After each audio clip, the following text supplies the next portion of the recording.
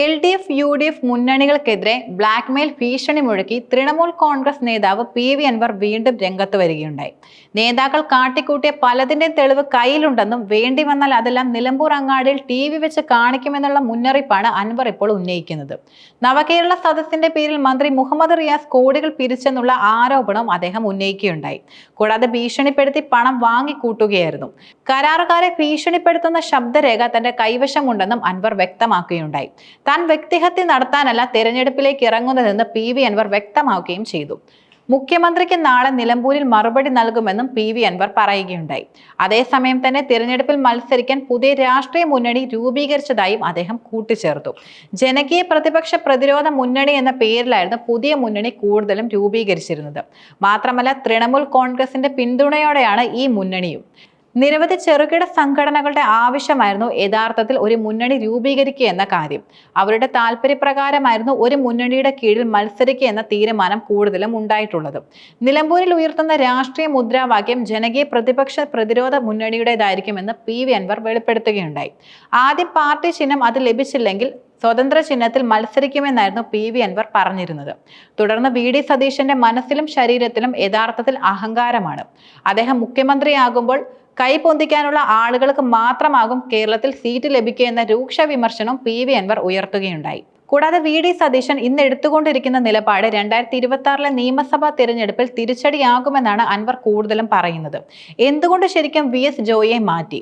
ജോയ് സതീശന്റെ ഗ്രൂപ്പിലായിരുന്നില്ല. 2026 വീണ്ടും സീറ്റിന് അവകാശവാദം ഉന്നയിക്കുകയും ചെയ്യും. ജോയ് വി.ഡി. സതീശന് വേണ്ടി കൈ പൊക്കില്ലെന്ന് അൻവർ പറയുകയുണ്ടായി. താൻ ഉയർത്തിയ പിണറായിസം, മരുമോനിസം, കുടുംബാധിപത്യം എന്നിവ ജനങ്ങൾ കൃത്യമായി മനസ്സിലാകുന്നുവെന്നും അൻവർ കൂട്ടിച്ചേർത്തു. ഇപ്പോൾ തന്നെ വ്യക്തിഹത്യ നടത്താൻ കൂടുതലും ശ്രമിച്ചുകൊണ്ടിരിക്കുകയാണ്. ഇതിനെ പ്രതിരോധിക്കുമെന്നും അൻവർ വെളിപ്പെടുത്തി. വ്യക്തിഹത്യ നടത്തുന്നത് ശരിക്കും മുഹമ്മദ് റിയാസിന്റെയും ആര്യനാടൻ ഷൗക്കത്തിന്റെയും നേതൃത്വത്തിലാണെന്നും അൻവർ ആരോപണം ഉയർത്തുകയുണ്ടായി. അതേസമയം തന്നെ രാഹുൽ മാങ്കൂട്ടത്തിനെ വിളിച്ചു വരുത്തിയില്ലെന്ന് പി.വി. അൻവർ വ്യക്തമാക്കി.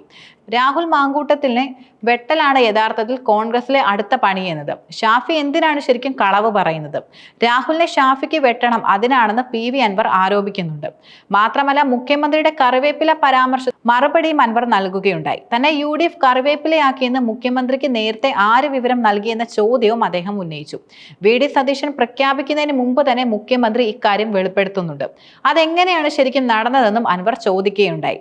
പുതിയ മുന്നണിയുമായിട്ടാണ് പി.വി. അൻവർ നിലമ്പൂരിൽ തെരഞ്ഞെടുപ്പിനെ കൂടുതലും നേരിടുന്നത്.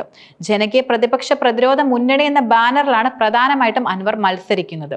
തൃണമൂൽ കോൺഗ്രസ് ഈ മുന്നണിയെ പിന്തുണയ്ക്കുകയും ചെയ്യും. മൂന്നാം മുന്നണി രൂപീകരണത്തിന്റെ ഭാഗമായിട്ടാണ് ഈ സുപ്രധാന നീക്കം. ആം ആദ്മി പാർട്ടിയും ഈ മുന്നണിയെ പിന്തുണയ്ക്കുമെന്നാണ് അൻവർ കൂടുതലും വെളിപ്പെടുത്തുന്നത്. നിലമ്പൂർ ഉപതെരഞ്ഞെടുപ്പിൽ മത്സരിക്കുമെന്ന് അൻവർ അറിയിച്ചതിന് പിന്നാലെ തൃണമൂൽ കോൺഗ്രസ് ദേശീയ നേതൃത്വം അദ്ദേഹത്തിന്റെ പേര് ഔദ്യോഗികമായി പ്രഖ്യാപിക്കുകയും ചെയ്തിരുന്നു. കൂടാതെ 2016, 2021 തിരഞ്ഞെടുപ്പുകളിൽ എൽ.ഡി.എഫ് സ്വതന്ത്രമായി നിലമ്പൂരിൽ നിന്ന് ജയിച്ച പി.വി. അൻവർ പിണറായിയുമായി ഇടഞ്ഞുകൊണ്ടാണ് ഇടതുപക്ഷത്തിൽ നിന്ന് കൂടുതലും അകന്നിരുന്നത്.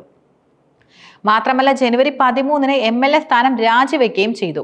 യു.ഡി.എഫിലേക്കുള്ള വാതിൽ അടഞ്ഞതിനെ തുടർന്ന് മത്സരിക്കാൻ തീരുമാനിച്ചു.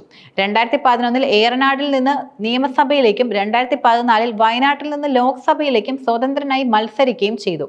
അതേസമയം തന്നെ പി.വി. അൻവർ വിഷയം ഇനി അടഞ്ഞ അധ്യായമാണെന്ന് യു.ഡി.എഫ് കൺവീനർ അടൂർ പ്രകാശ് വെളിപ്പെടുത്തുകയുണ്ടായി. അൻവർ കഴിഞ്ഞ വാർത്താ സമ്മേളനത്തിൽ പറഞ്ഞിരുന്നത് സാമാന്യ മര്യാദ ലംഘിച്ചുള്ള വാക്കുകളായിരുന്നു കൂടുതലും. യു.ഡി.എഫുമായി സഹകരിച്ചു പോകാൻ ഒരിക്കലും തയ്യാറല്ല എന്നതിന്റെ സൂചനയാണ് കൂടുതലും വ്യക്തമാകുന്നത്. സാമാന്യ മര്യാദകളെല്ലാം ലംഘിച്ചുകൊണ്ടുള്ള പ്രവർത്തനങ്ങളുമായിട്ടാണ് അൻവർ മുന്നോട്ട് പോകുന്നതെന്ന യാഥാർത്ഥ്യം ഉൾക്കൊള്ളുന്നുവെന്ന് അടൂർ പ്രകാശ് കൂട്ടിച്ചേർക്കുകയും ചെയ്തു. യു.ഡി.എഫിൽ സഹകരിപ്പിക്കാമെന്ന് അൻവറിനോട് മുന്നണി കൺവീനർ എന്ന നിലയിൽ താൻ തന്നെയാണ് പറഞ്ഞിരുന്നത്. യു.ഡി.എഫിലെ മുതിർന്ന നേതാക്കളുമായുള്ള ചർച്ചയുടെ അടിസ്ഥാനത്തിൽ ഉരുത്തിരിഞ്ഞ അഭിപ്രായം എന്ന നിലയിലാണ് കൂടുതലും യു.ഡി.എഫ് തീരുമാനം ടെലിഫോണിലൂടെ അദ്ദേഹത്തെ അറിയിച്ചിരുന്നത്. മാത്രമല്ല സഹകരിക്കണമെന്ന് അദ്ദേഹത്തോട് ആവശ്യപ്പെട്ടു. എന്നാൽ അൻവർ യു.ഡി.എഫിനെ സംബന്ധിച്ചിടത്തോളം അടഞ്ഞ അധ്യായമായി മാറിക്കഴിഞ്ഞിരിക്കുകയാണ്. പി.കെ. കുഞ്ഞാലിക്കുട്ടി അടക്കമുള്ള നേതാക്കളുമായി ആലോചിച്ചാണ് ആ അധ്യായം കൂടുതലും അടച്ചിരിക്കുന്നത്. ഇപ്പോൾ മുസ്ലിം ലീഗിൽ അതൃപ്തി ഉണ്ടെന്നത് ശരിക്കും വ്യാജ പ്രചരണമാണ്. ലീഗ് ശരിക്കും നിൽക്കുന്നത് യു.ഡി.എഫിനൊപ്പമാണ്. മാത്രമല്ല ഞങ്ങൾ ഒരിക്കലും അൻവറിന് പിന്നാലെ പോകുന്ന പ്രശ്നമില്ല. പി.വി. അൻവർ നോമിനേഷൻ കൊടുക്കുന്നെങ്കിൽ കൊടുക്കട്ടെ എന്നും അടൂർ പ്രകാശ് പറയുകയുണ്ടായി. അൻവറുമായുള്ള ചർച്ചയ്ക്കുള്ള വാതിൽ അടഞ്ഞുവെന്നും ഇനി ചർച്ചയില്ലെന്നും പ്രതിപക്ഷ നേതാവ് VD സതീശൻ നിലവിൽ വ്യക്തമാക്കി കഴിഞ്ഞു. UDFന്റെ അഭിമാനം ചോദ്യം ചെയ്യാൻ ആരെയും ഒരിക്കലും അനുവദിക്കില്ല. അത്തരത്തിലൊരു ഒത്തുതീർപ്പിന്റെ ആവശ്യവുമില്ല. നിലമ്പൂരിൽ മത്സരിക്കേണ്ടതുണ്ടോ എന്നതെല്ലാം അൻവറിന്റെ മാത്രം ഇഷ്ടമാണ്. നിലമ്പൂരിൽ മത്സരം LDFും UDFും തമ്മിലാണ് ശരിക്കും. തികച്ചും രാഷ്ട്രീയ മത്സരമാണ് മണ്ഡലത്തിൽ നടക്കുന്നതെന്നും VD സതീശൻ ചൂണ്ടിക്കാട്ടിയിരുന്നു. മാത്രമല്ല മറ്റൊരു കാര്യം എന്നത് പിണറായി സത്തിനെതിരെ പോരാട്ടം തുടങ്ങിയ PV അൻവർ UDFിനെതിരെ തിരിഞ്ഞപ്പോൾ നിലമ്പൂരിലെ മുൻ MLA പിണക്കാതെയാണ് ഇടതു സ്ഥാനാർത്ഥി M സ്വരാജ് നടപടികൾ കൂടുതലും കൈക്കൊള്ളുന്നത്. അൻവറിനെതിരെ ശക്തമായ വാക്കുകൾ പറയാതെ അനുനയ പാതയിലായിരുന്നു സ്വരാജ് തന്റെ നീക്കങ്ങൾ കൂടുതലും നടത്തിയതും. എതിർ ക്യാമ്പിലുള്ള ആശയക്കുഴപ്പം തന്നെ ആഹ്ലാദിപ്പിക്കുന്നില്ലെന്ന് M സ്വരാജ് പ്രതികരിക്കുകയും ചെയ്തു. ഇതിലൊന്നും പ്രതീക്ഷ അർപ്പിച്ചിട്ടല്ല ഞങ്ങൾ മത്സര രംഗത്തേക്ക് കൂടുതലും വന്നിട്ടുള്ളത്. അതിൽ പ്രതീക്ഷ അർപ്പിക്കുന്നത് ഞങ്ങളുടെ കൂടി പാപ്പത്തരമാണെന്നും അദ്ദേഹം പറഞ്ഞു. എന്തെങ്കിലും പ്രശ്നങ്ങൾ ഉണ്ടെങ്കിൽ അത് പരിഹരിച്ചുകൊണ്ട് അവർ രാഷ്ട്രീയ പോരാട്ടത്തിന് തയ്യാറാവുകയും വേണം. അൻവറിന് തന്നോട് ഒരിക്കലും വ്യക്തിപരമായ വിരോധമൊന്നും തന്നെയില്ല.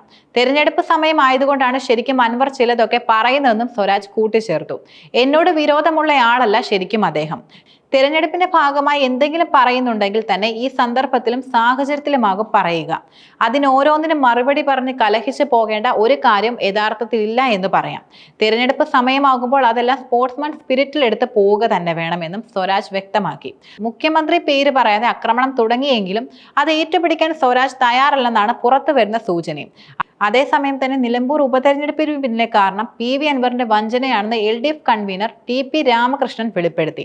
അൻവറുമായി ഒരു ബന്ധത്തിനുമില്ലെന്നും നിലവിലെ രാഷ്ട്രീയ സാഹചര്യം ഇടതുമുന്നണിക്ക് അനുകൂലമാണെന്നും അദ്ദേഹം വ്യക്തമാക്കുകയും ചെയ്തിട്ടുണ്ട്. ഇടതുമുന്നണിയുടെ ജയം ഉറപ്പാണെന്നും ജനവിധി നിയമസഭാ തെരഞ്ഞെടുപ്പിലും പ്രതിഫലിക്കുമെന്നും TP രാമകൃഷ്ണൻ കൂട്ടിച്ചേർത്തു. മാത്രമല്ല നിലമ്പൂർ മണ്ഡലത്തിലെ LDF സ്ഥാനാർത്ഥി M സ്വരാജ് ഇന്ന് നാമനിർദ്ദേശ പത്രിക നൽകുകയും ചെയ്തു.